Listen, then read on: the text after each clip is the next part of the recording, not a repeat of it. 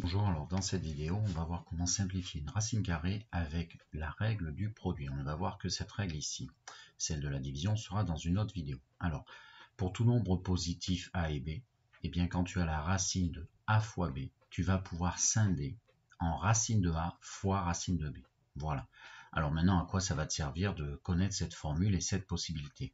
Ça te permet de simplifier l'une des deux racines après avoir décomposé dessous avec un facteur qui est un carré parfait si tu veux, comme les nombres 4, 9, 16, 25, 36, 49, 64, tu vois.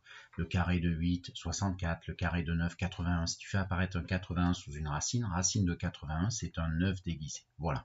Alors par exemple, si tu as racine de 50 et que tu veux le simplifier, 50, la bonne idée, c'est de faire apparaître 25 fois 2 à la place de 50. Du coup, en utilisant cette formule, tu peux scinder en racine 25 fois racine de 2.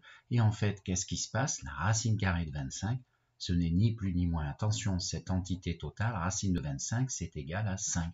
Et du coup, en fait, ça fait 5 fois racine de 2. Et par habitude, le fois, ici, on l'élimine, il est sous-entendu. Donc voilà, racine de 50, si tu veux, c'est 5 racines de 2, autrement simplifié. Voilà, alors tu peux faire pause et puis chercher tous les exemples que je te propose à gauche.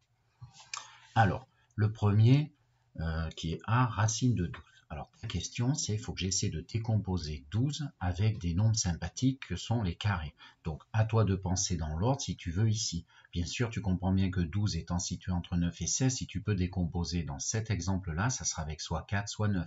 Alors, du coup, 12, c'est quoi? 12, c'est 4 fois 3 d'après tes tables. Et du coup, voilà ce qui se passe. Je t'affiche la correction. Et donc voilà, et du coup je fais apparaître, j'ai mis des couleurs marron à chaque fois que tu trouves un nombre sympathique, un carré parfait, et donc 4 fois 3, tu utilises ta formule qui te permet de scinder en racine 4 fois racine 3, et du coup ce racine 4, ce tout, attention, racine de 4, et bien ça se simplifie en 2, d'où le résultat 2 fois racine 3, c'est-à-dire 2 racine 3.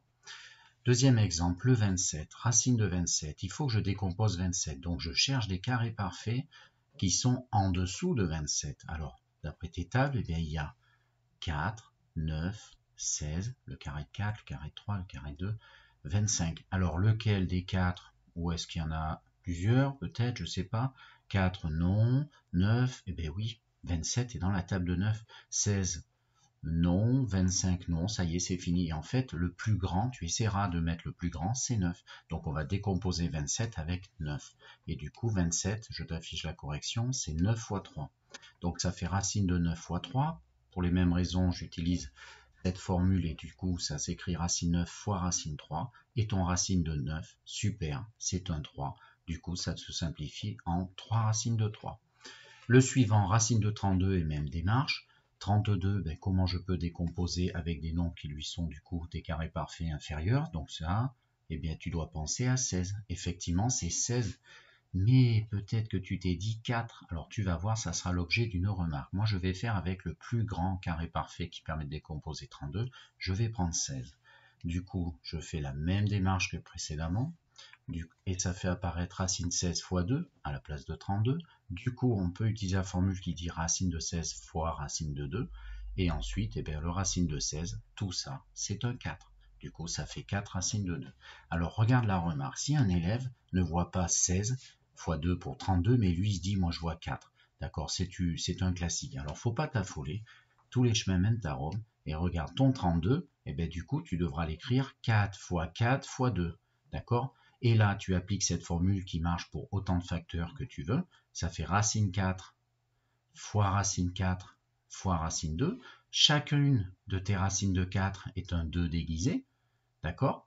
Et du coup, ton 2 fois 2 te donne 4. Tu récupères 4 racines de 2, le même résultat qu'auparavant. La seule différence, c'est que ça va être un petit peu plus long. Donc ne panique pas, ce qui compte, c'est d'en trouver et de faire au mieux. Voilà.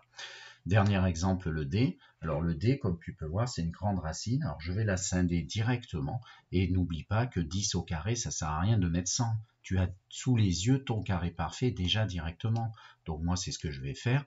Je vais l'utiliser. Donc je fais apparaître le carré parfait. Ben oui, c'est le carré de 10.